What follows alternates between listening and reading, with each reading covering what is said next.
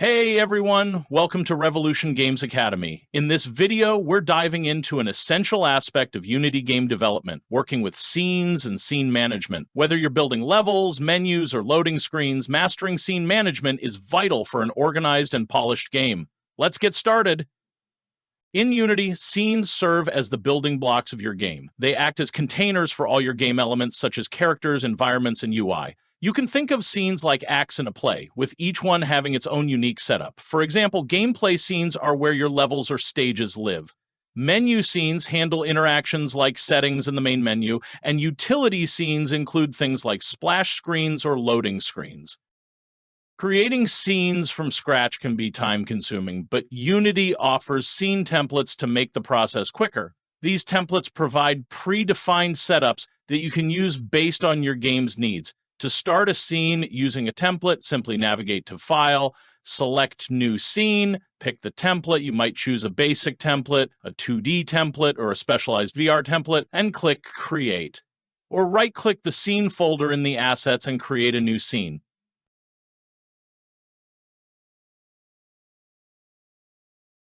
You find a template you use often, you can pin it for easy access the next time.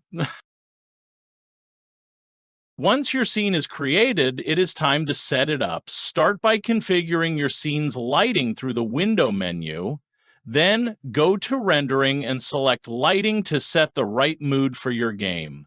Ensure you have a main camera which serves as the viewpoint the player will use to view the world.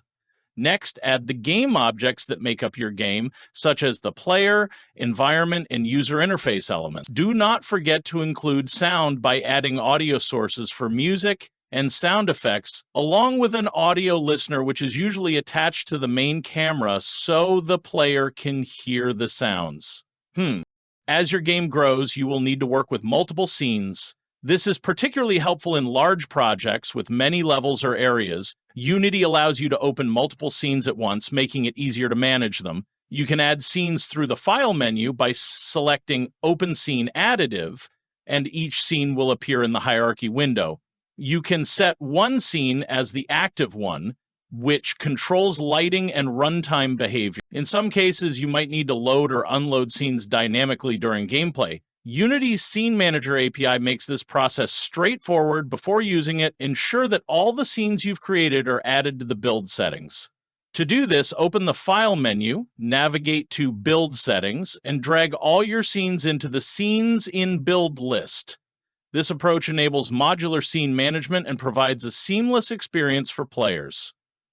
For example, you can load a scene additively with the following code.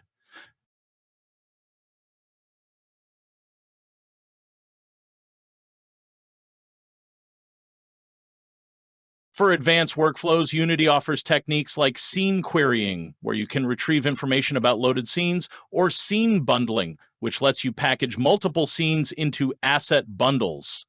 This is useful for large games or projects that require updates, as it enables modular downloads and dynamic loading of content.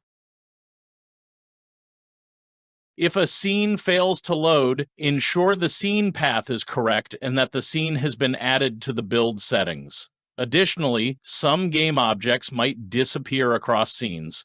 To prevent this, use Unity's Don't Destroy on Load function for essential objects that need to persist between scene transitions. Let's see what Don't Destroy on Load actually is.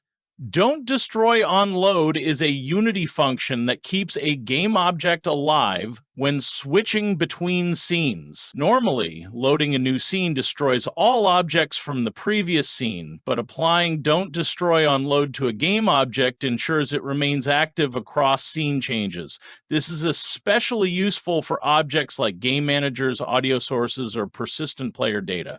Let's see how to do it practically. To practically implement Don't Destroy on Load in Unity, start by identifying the game object you want to persist across scenes, such as a game manager, audio manager, or a UI element. Attach a script to this game object, and in the script's awake method, call Don't Destroy on Load game object. To test, transition between scenes using scenemanager.loadScene and verify that the game object persists.